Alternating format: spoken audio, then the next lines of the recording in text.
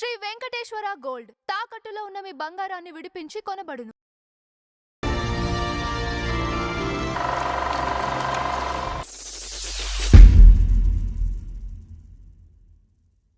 నమస్కారం అన్నం అర్చంద్ర గారు. నమస్కారం అంజబాబు గారు. సార్ ఈరోజు మన ఫ్లాష్ బ్యాక్లో అన్నం ఉడికిందో లేదో ఒక మెతుకు చూస్తే తెలుసుద్ది అని అంటారు. కరెక్ట్. అలాగనే కొన్ని షార్ట్స్ చూస్తే ఈ డైరెక్టర్ ఎవరో అని చెప్పొచ్చు. అవునా కదా? Correct correct. అట్లా అందరు లేరులేండి, చాలా సెలెక్టివ్ బాపు గారు కొంతమంది ఉంటారు డైరెక్టర్స్. కొన్ని షార్ట్స్ ఖచ్చితంగా ఓ ఈ డైరెక్టర్ తీసారు అనిపించారు. కరెక్ట్. అలా తెలుగులో ఉన్నారు కొంతమంది, ఉన్నారు. చాలా లిమిటెడ్, వేల మీద లెక్క. ఉన్నారు.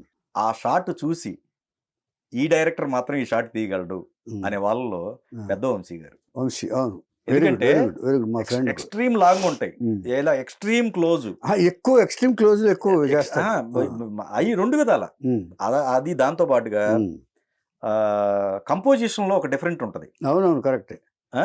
Imaginary taking, imaginary thinking. Exactly. ఎప్పుడు కూడా మేధావి బ్రెయిన్స్ ఎప్పుడు కూడా కొంచెం ఇమాజినరీగానే ఉంటాయి. వంశీ కొంచెం ఎక్కువ ఇమాజినరీ ఉన్నాడు, డ్రామాటిక్ కంటే ఎక్కువ.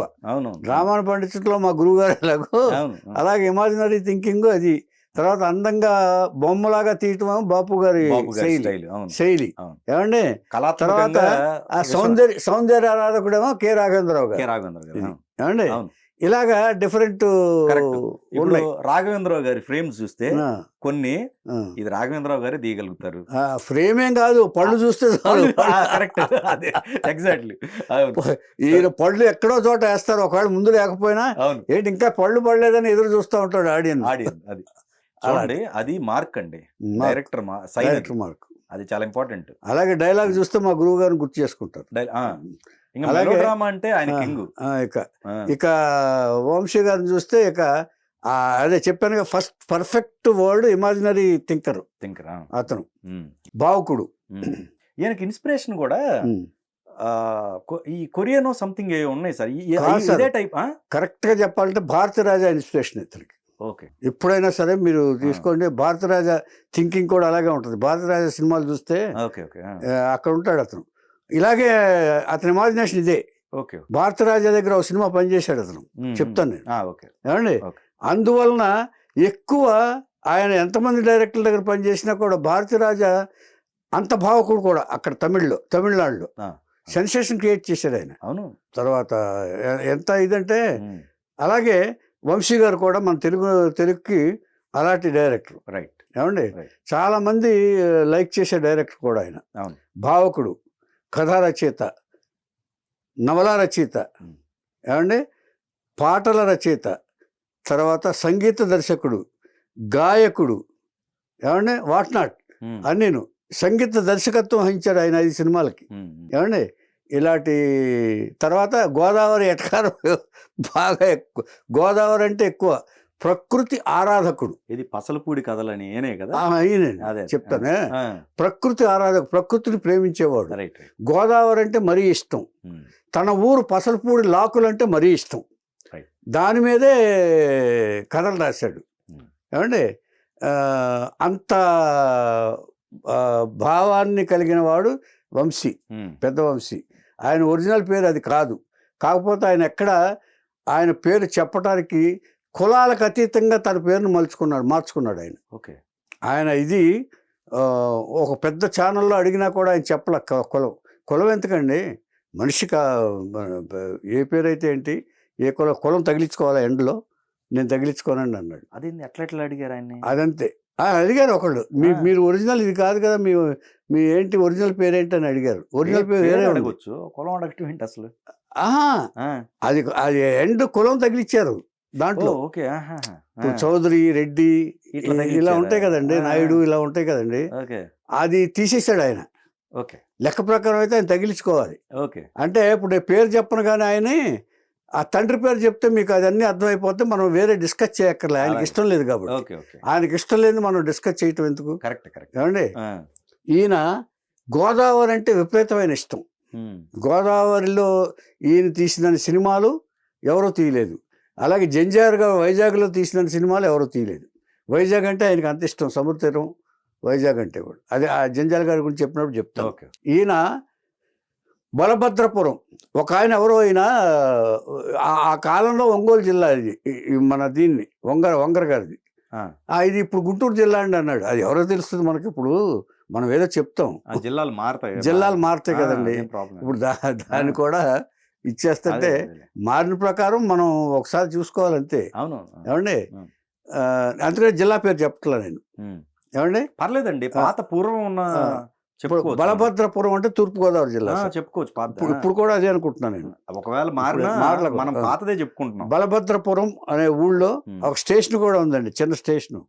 రాజమండ్రి దాటిన తర్వాత బలభద్రపురం, అనపర్తి ఇలా స్టేషన్స్ వరుసగా వస్తాయి. దాంట్లో బలభద్రపురం అనే ఊళ్ళో ఈయన సుబ్బారెడ్డి దంపతులకి జన్మించాడు ఈయన. ఇక ఆయన పేరు చెప్పను నేను. ఏమండి, దంపతులకి 1959లో జన్మించాడు. 1959లో సుబ్బారెడ్డి దంపతులు జన్మించాడు. అయితే నేను ఒక విషయం అండి, ఇక్కడ లాస్ట్ తీసేయండి, అర్థమైపోయింది. కాకపోతే పేరు ఉంటుందిగా, పేరేంటి? పేరు అదే పేరు చెప్పనన్నాడు ఆయన. అది తీసేయచ్చు, 2 అక్షరాలు తీసేద్దాం. పేరు ఉంటుందిగా. ఆయన ఒరిజినల్ పేరు నల్లమిల్లి, ఇంటి పేరు నల్లమిల్లి. భావి అంటే తర్వాత సైలెంట్. Dash dash dash. ఏమండి, వంశీ గారు ఒరిజినల్ పేరు. అంతకంటే వంశీ అంటే మురళి అని. చూడండి, క్వైట్ కాంట్రాస్ట్ ఆ పేరుకి ఈ పేరుకి. అంటే ఎవరు పెట్టారు కానీ అంటే ఆయన ఆలోచన విధానం ఇక్కడే అర్థమైంది. తన పేరుకి ఇది తగిలించకూడదు అన్నట్టులోనే ఆయన ఎంత భావకుడో అర్థమైంది మనకి. ఏమంటే గోదావరితో బాగా పెనవేసుకుపోయిన బంధం వంశీ గారిది. ఎప్పుడైనా సరే గోదావరిని విడిచిపెట్టి ఎప్పుడు సినిమాలు తీయలేదు ఆయన. ఆయన అంత అందంగాను తీశారు ఆయన. ఏమండి, ఇట్లా ఉంటున్న పడిలో తర్వాత ఈ విద్యాభ్యాసం అంతా అక్కడ అయిపోయిన తర్వాత, డిగ్రీ అయిపోయిన తర్వాత ఈయన అప్పటి నుంచే ఆయన ఎక్కడికైనా బయటకు వెళ్ళి ఆ లాకుల దగ్గర కూర్చుంటే ఆయన భావోద్వేగం వచ్చేసి రాసుకునేవాడంటే. పసలపూడిలో లాకులు ఉన్నాయంటండి. ఆ లాకుల దగ్గరికి వెళ్ళిపోయాడు. అంటే ప్రకృతి అంటే ఎంత ఇష్టం అంటే అక్కడికి వెళ్ళిపోయి అలా కూర్చుంటే ఆయన అలా ఆలోచిస్తూ పక్షులు, చెట్లు ఇవన్నిటినీ పరిశీలిస్తూ తన కథ రాసుకునేవాడంట. తర్వాత ఆ లాకుల మీద నడుస్తూ వస్తూ ఉంటారు. కొంతమంది అరటికాయలు వేసుకొస్తూ ఉంటారు, కొంతమంది ముంజికాయలు వేసుకొస్తూ ఉంటారు. ఇవన్నిటిని కూడా ఈ నేటివిటీ క్యారెక్టర్స్ ఉన్నాయి చూసారా, వాళ్ళ పేర్లు తెలుసుకుని మరీ కథలు రాశాడు ఆయన.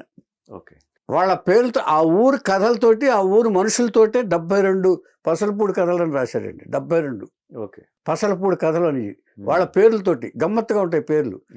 ఈరన్నా ఇంకా ఏ ఉంటాయి కదండి వాళ్ళగా. సుబ్బన్న గారి ఏదో అలా ఉంటాయి పేర్లు అక్కడ చమత్కారంగా. సుబ్బన్న గారి రాజుగాడు ఇలాగుంటాయి కొన్ని. ఏదో ఒక నాయుడు గారు ఉన్నారనుకోండి, ఆ నాయుడు గారి ఇళ్ళు అలా ఇలా పక్కన తోక పేరు తగులుకుని ఇలా ఉంటాయి పేర్లు చెప్తాను నేను తర్వాత. ఏమండి, ఇలా ఉంటున్నప్పుడు నల్ల సుశీల అదే ఒక అమ్మాయిని చూసి ఇన్స్పైర్ అయ్యి, ఒక నల్లగా ఉండే అమ్మాయిని చూసి ఇన్స్పైర్ నల్ల సుశీల అని కథ రాశాడు. ఏది ఆ ఊళ్ళో ఉండే. అంటే చిన్నప్పటి నుంచి రచన వ్యాసంగం ఎక్కువ ఈయనకి. అంటే అక్షరాలు అలా దొర్లుకుంటూ వచ్చేస్తాయి. భావాలని పేపర్ మీద పెడితే అదే కథ అవుద్ది. నా ఉద్దేశంలో ఏం చెప్పనండి, ఒక ఉత్తరం రాసిన వాడు కూడా కవే.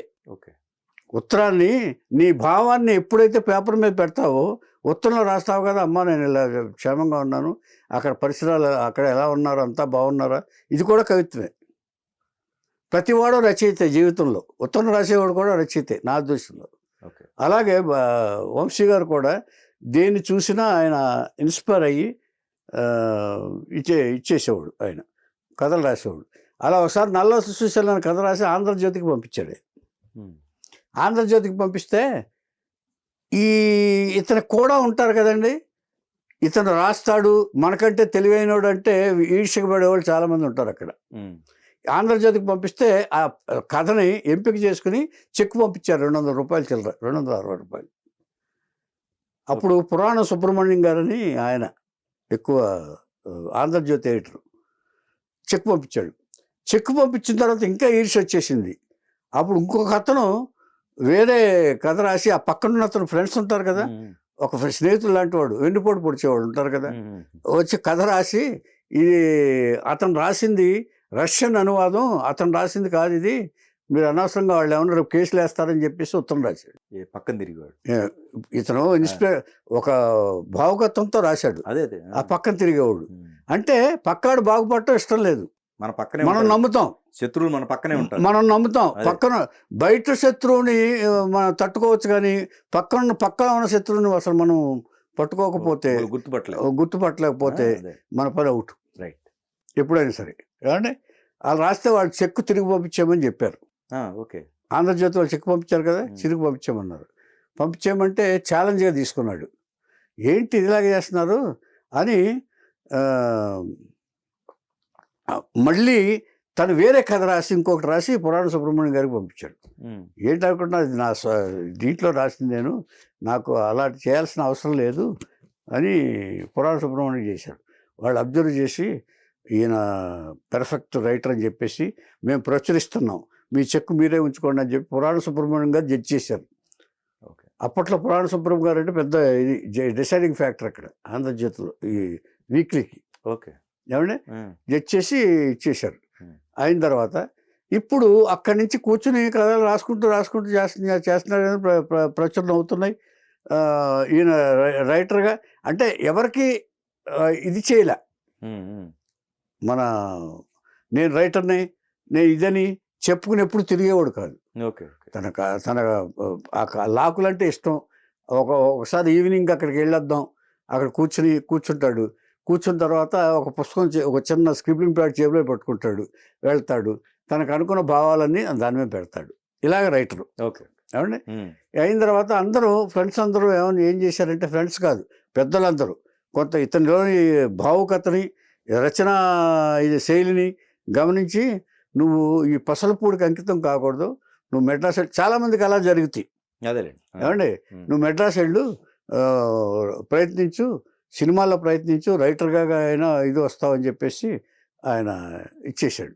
రైటర్గా కానీ ఇప్పుడు దర్శక రచయితలు ఉంటారు కదా, ఆ కోవలోకి చెందుతావు నువ్వు అంటే మాకు అనిపిస్తుంది అని చెప్పి ఎవరో ఒక తెలివైన వాళ్ళు చెప్పారు. వాళ్ళు అందరూ చెప్పేసి ప్రోత్సహిస్తే అప్పుడు ఇక్కడి నుంచి బయలుదేరి మెడ్రాస్ వెళ్ళాడు. పసలపూడి నుంచి బయలుదేరి మెడ్రాస్ వెళ్ళాడు. మెడ్రాస్ వెళ్ళిన తర్వాత ఫస్ట్ కలుసుకుంది ఎవరినంటే, అప్పట్లో నాగేశ్వరరావు గారి సినిమాలు, మధుసూదన్ రావు గారు ఎక్కువ వచ్చాయి కాంబినేషన్ సినిమాలు. అంటే ఆయన కలిశాడు ఫస్ట్ వెళ్ళి, డైరెక్టర్ మధుసూదన్ రావు కలిశాడు. మధుసూదన్ రావు కలిస్తే అక్కడికి వెళ్ళి తన రచనలకు వచ్చిన ఉత్తరాలు, తన రచనలు ఇవన్నీ చెప్పాడు. ఆయన నమ్మల, ఎవరి ద్వారానో వెళ్ళాడు. వంశీ గారు తెలిసిన వాళ్ళ ద్వారా అక్కడ ఉంటారు కదా, ఆ ఊరి నుంచి వెళ్ళిన వాళ్ళు ఉంటారు కదండి, వెళ్ళాడు. ఆయన నమ్మల, టెస్ట్ చేయాలనుకున్నాడు, కానీ ఆయన వదిలిపెట్టలే. మధుసూదన్ రావు గారు కింద నుంచి బయట చిన్న కుర్రోడు, సన్నగా ఉన్నాడు, ఇప్పుడులాగా లేడు పర్సనాలిటీ వంశీ, ఇలా ఉన్నాడు. చూసి ఒక 10 2 నోట్లు ఇచ్చాడు. 10 2 నోట్లు ఇచ్చి, నువ్వు వెళ్ళి పలానా థియేటర్లో ఫ్రెండ్స్ అనే సినిమా నడుస్తుంది, దాన్ని నువ్వు రచయిత అంటున్నావు కదా, దాన్ని నాకు వచ్చి స్క్రీన్ ప్లేతో సీన్ టు సీన్ మొత్తం రాసి, దాని భావాన్ని రాసి నాకు రేపొద్దున తీసుకురా, స్క్రీన్ ప్లే తీసుకురా. సీన్ టు సీన్ అప్పుడు అడిగేది, దాంట్లో ఉన్న విషయం ఏంటి, సీన్లో ఉన్న విషయం ఏమిటి అని, ఎన్ని సీన్లు ఉన్నాయి ఏమిటనేది రాసుకురా అని చెప్పి క్లైమాక్స్తో సహా రాసుకురామన్నాడు ఆయన. సరే నువ్వు ఒక 4 రోజులు పడుతుంది అనుకున్నాడు ఈయన మధుసూదన్ రావు గారు. కట్ చేస్తే రాత్రంతా చూశాడు, సినిమా చూశాడు, రాత్రంతా రాశాడు. వచ్చేస్తే మర్నాడు ఆయన మధుసూదన్ రావు షూటింగ్ దగ్గర ఉంటే అక్కడికి వెళ్ళి, సార్ రెడీ సార్ అన్నాడు. ఏంటా రాసిన చెప్పాను కదా నీకు, అంటే నీకు ఇంట్రెస్ట్ లేదా దీని మీద, రైటర్ని అంటావు పోయిగా అన్నాడు. నేను రాసి తీసుకొచ్చాను సార్. చూశాడు అది. చూసేటప్పటికి ఆ సినిమాలో ఉన్న దానికంటే ఎక్కువ భావం కనిపించాడు. సినిమాలో ఉన్న భావాన్ని ఎలివేట్ చేసి, అంటే ఒక రైటర్లో ఉన్న ప్రతిభ ఎప్పుడు బయటపడుతుందంటే, ఒక విషయం చెప్తే మీరు దాన్ని ఎన్ని విధాలుగా చెప్పొచ్చో కూడా, అంటే మీ పాయింట్ ఆఫ్ నుంచి ఒక రకంగా చెప్తారు, ఆయన పాయింట్ ఆఫ్ నుంచి ఇంకో రైటర్ ఇంకో పాయింట్ ఆఫ్లో చెప్తాడు. ఈయన తన పాయింట్ ఆఫ్ నుంచి తను ఏమనుకున్నాడు అదంతా రాసి మధుసూదన్ రావు చూపించాడు. స్టన్ అయిపోయాడు.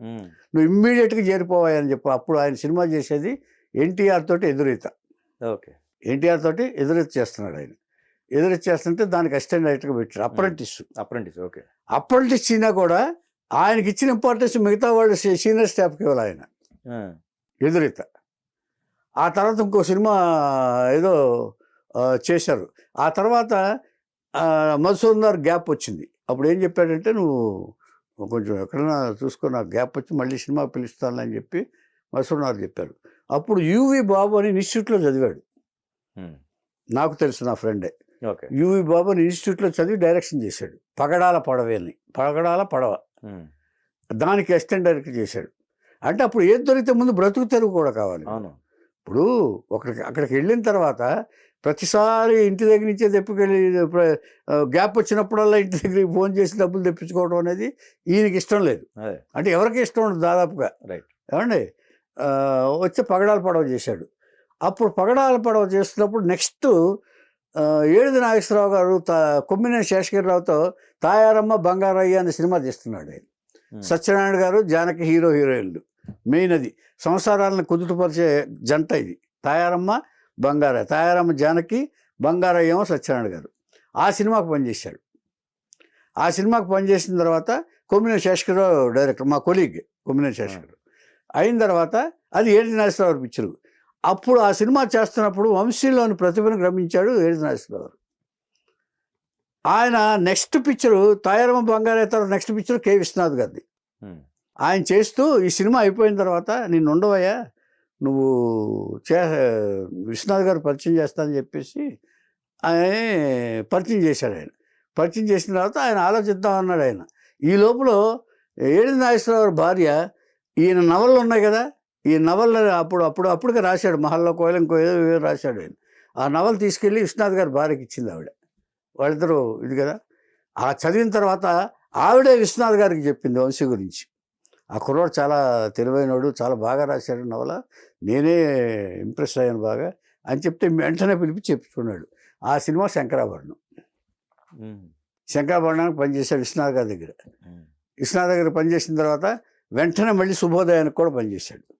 శుభోదయానికి పనిచేసిన తర్వాత ఇప్పుడు 2 సినిమాలకు పనిచేసిన తర్వాత ఇప్పుడు ఏడిది నాగేశ్వరరావు గారికి ఏమనిపించిందంటే, ఈ కుర్రాడిని డైరెక్షన్ చేస్తే ఏమని అనుకుంటున్నాడు. ఈ లోపల వేమూరు సత్యనారాయణ అనే అతను, ప్రసాదరావు అనే నిర్మాత ఒక సినిమా తీశారు. వాళ్ళు మంచు పల్లకి వేరే డైరెక్టర్తో, మన పేర్లు అనవసరం, వేరే డైరెక్టర్ మంచు పల్లవి అని తీశారు. అది చిరంజీవి హీరో. ఏమండి, మంచు పల్లకి తీస్తే అది ఆ డైరెక్టర్ పని నచ్చక ఆపేశారు.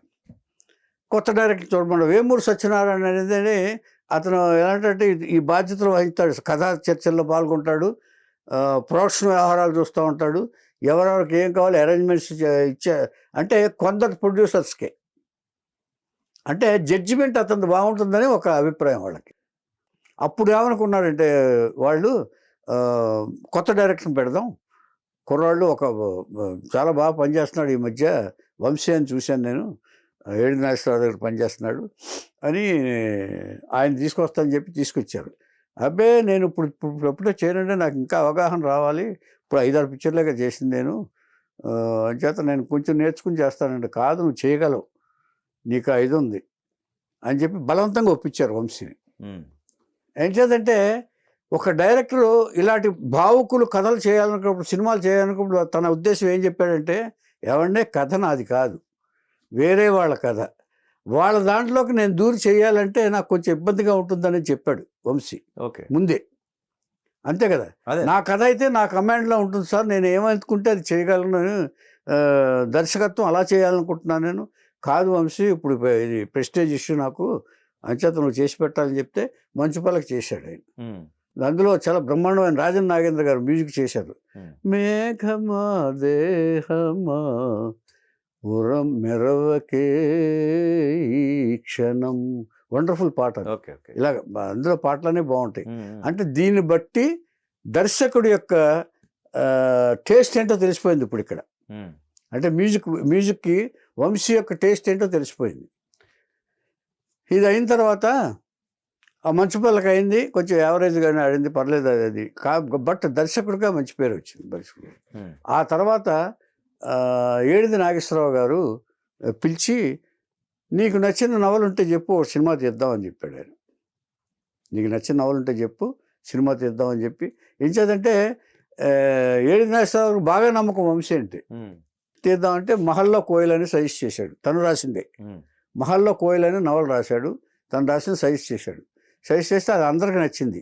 అంటే ఏడి నాగేశ్వరరావు ఇంట్లో అందరూ చదువుతారు, వాళ్ళ అబ్బాయిలు చదువుతారు, వాళ్ళ మిస్సెస్ గారు చదువుతారు, వాళ్ళ ఫ్యామిలీ మొత్తం చదివి ఓకే చేస్తారు. ఇది ఈ స్క్రిప్ట్లో వాళ్ళు ఇన్వాల్వ్ అవుతారు. అలాగే అది చేస్తే చేశారు. అది ఒక కొత్త ఆటలో సుమన్ హీరోగా బుక్ చేశారు. అప్పట్లో మంచి యంగ్స్టర్ బాగా సినిమాలో వస్తున్నాడు. ఇంట్లో రామ ఇది సుమన్ అప్కమింగ్ హీరో అప్పట్లో. ఈయన కూడా బుక్ చేశారు. ఆయన చేసిన తర్వాత తరంగిణిలో చేశాడు కోడి రామకృష్ణ ఫస్ట్. ఏమండి ఆ తర్వాత వచ్చాడు. వచ్చిన తర్వాత సుమన్ హీరోయిన్ని సెలెక్ట్ చేయాలని చెప్పేసి పాత హీరోలు అందరూ అనుకున్నారు, కానీ కుదరలేదు. ఏమంటే నేను స్క్రీన్ టెస్ట్ చేసి హీరోయిన్ సెలెక్ట్ చేస్తానని చెప్పేసి వంశీ అడిగాడు. అలాగే చేసుకోవాలని చెప్పేసి అంటే అప్పుడు భానుప్రియని సెలెక్ట్ చేశారు. ఓకే, భానుప్రియని స్క్రీన్ టెస్ట్ చేసి ఆమె కళ్ళు బాగా నచ్చింది. సో ఈయన్ని ముందు చెప్పాను నేను, నయన ప్రేమికుడు ఈయన. అంటే కళ్ళ మీద బాగా షార్ట్స్ కూడా చేస్తాడు, కళ్ళ మీద ఇది చేస్తాడు, ముగ్గులు వేస్తాడు ఆయన, ఏదో ఇది పెడతాడు ఆయన. చాలా గమ్మత్తుగా తీసాడు దాంట్లో. అంటే ఆర్టిస్ట్లో ఉన్న ప్లస్ పాయింట్స్ అన్నిటినీ కూడా ఎక్స్పోజ్ చేసిన దర్శకుడు వంశీ. ఆర్టిస్టులు ఏముంటాయి, ఇప్పుడు సుమన్ ఎంత బాగా ఇచ్చేస్తాడు, డ్యాన్స్ చేస్తాడు ఆయన. ఆ వీధి భాగవతాలు క్యారెక్టర్ పెట్టాడు అందులో. నవల్లో ఏదున్నా కూడా వీధి భాగవతాలు డ్యాన్స్ చేస్తారు కదండి. అది వచ్చి ఒక ఊళ్ళో మకాం వేసి రోజుకొక ఇది చేస్తూ ఉంటారు. అలాంటి క్యారెక్టర్స్ పెట్టాడు సుమన్ గ్యాంగ్ వాళ్ళతోటి. ఈవిడ అదే సితార గురించి అది తెలుసు, సినిమా పేరు సితార. ఏమండి ఒక రకంగా ఇదే ఫస్ట్ సినిమా అనుకోవాలి. ఇదే ఫస్ట్ సినిమా అనుకోవాలి. రెండో సినిమా అయినా కూడా ఈయన తనకి ఇష్టం వచ్చిన రీతిలో తనకి ఫుల్ ఫ్లెడ్జ్డ్గా నచ్చి తీసిన సినిమా, తన టాలెంట్ ఏంటో చూపించి తీసిన సినిమా సితార. పెద్ద మంచి హిట్. అది మంచి హిట్. పాటలు అవార్డులు వచ్చాయి, తర్వాత అవార్డులు అన్ని. కానీ సితార రష్ రెడీ అయింది. రెడీ అయిపోయిన తర్వాత నిర్మాతలు చూశారు. చూసిన తర్వాత డైరెక్టర్ మీద కోపం పెంచుకున్నాడు ఆయన. నీకు అనవసరంగా డైరెక్షన్ ఇచ్చాను, సారీ, కుర్రోడు అని చూడకుండా డైరెక్షన్ ఇచ్చాను అన్నాడు. నెక్స్ట్ డే సినిమా తీశారు. నెక్స్ట్ ఇళయరాజాకి చూపించాలి మ్యూజిక్. Ilaiyaraaja music director. అంటే కొత్త కుర్రోడు కదా అని చెప్పి ఏడి నాగేశ్వరరావు కొంచెం టేస్ట్గా ఇచ్చేశాడు. ప్రొజెక్షన్ ఎక్కడ వేశారంటే రామనాయుడు గారి సురేష్ స్టూడియో మెడ్రాస్లో, ఇక్కడ కాదు, నాట్ ఇన్ హైదరాబాద్, మెడ్రాస్లో ప్రొజెక్షన్ వేశారు. చిన్న థియేటర్లు అండి అది. రామనాయుడు గారి ఆఫీస్ అక్కడే 3 ఫ్లోర్లు ఉంది. వేశారు, ప్రొజెక్షన్ వేశారు. ఇళయరాజా వచ్చాడు, చూస్తున్నాడు. ఎవరో ఏం మాట్లాడట్లా. ఈయన కోపంగా రగిలిపోతున్నాడు. అనవసరంగా ఈ కుర్రాడు డైరెక్షన్ ఇచ్చానని ఆ రియాక్షన్ అని ఇట్లా చూస్తున్నాడు. సినిమా చూడలే ఆయన ఏడి నాగేశ్వరరావు. మీరు ఎక్స్ప్రెషన్ చేస్తే కరెక్ట్గా చూస్తే, అంటే నేను ఎక్స్ప్లెయిన్ చేస్తున్నా, ఆయన ఎక్స్ప్రెషన్. ఇళయరాజా ముందు కూర్చున్నాడు, ఈయన వెనకాల కూర్చున్నాడు. వంశీ ఈయనతో కూర్చోాలా, వెనకాల ఎక్కడో కూర్చున్నాడు. ఎక్కడ వీళ్ళిద్దరి పక్కన కూర్చోవాలి. దర్శకుడు జనరల్గా మ్యూజిక్ డైరెక్టర్ పక్కన దర్శకుడు కూర్చోవాలా. ఆయనకు ఆల్రెడీ చెప్పాడు, నీకు అనవసరంగా డైరెక్షన్ ఇచ్చానని ఇన్సల్ట్ చేశాడు ఆయన. చేసేటప్పటికి ఇన్సల్ట్ అంటే ఆల్మోస్ట్ ఏంటి ఏం తీయటం ఇది, ఎవరు చూస్తారు ఇది అన్నట్టుగా మాట్లాడాడు. ఆయన ఏమనుకున్నాడంటే, వంశీ ఏమనుకున్నాడంటే అప్పుడు, అంటే నా భావాన్ని అర్థం చేసుకోలేదు, నా కథను అర్థం చేసుకోలేదు, ఎవరు అర్థం చేసుకుంటారో అనుకుంటూ భయపడుతూ వచ్చి వీళ్ళెవరికి కనపడలే, మూల కూర్చున్నాడు. మూల కూర్చున్న తర్వాత ఇంటర్వ్యూలు అయిన తర్వాత ఒకసారి చుట్టూ చూసి ఇళయరాజా గారు, డైరెక్టర్ ఎక్కడ అన్నాడు. ఎక్కడ ఉన్నాడండి, ఇప్పుడు ఎందుకు డైరెక్టర్ వస్తాడండి, కాదు పిలవండి ప్రొడ్యూసర్ గారు, పిలవండి అన్నాడు. ఇగో పెట్టుకోని పిల్ల, ఇగో ఇట్రా, మ్యూజిక్ డైరెక్టర్ గారు పిలుస్తున్నారు, ఇళయరాజా గారు పిలుస్తున్నారు, మ్యూజిక్ డైరెక్టర్ గారు పిలుస్తున్నారు అన్నాడు. ఇళయరాజా గారు మ్యూజిక్ డైరెక్టర్ గారు పిలుస్తున్నారు, ఎంత మర్యాద చూడండి, ఎట్రా అన్నాడు. కూర్చున్నాడు పక్కన.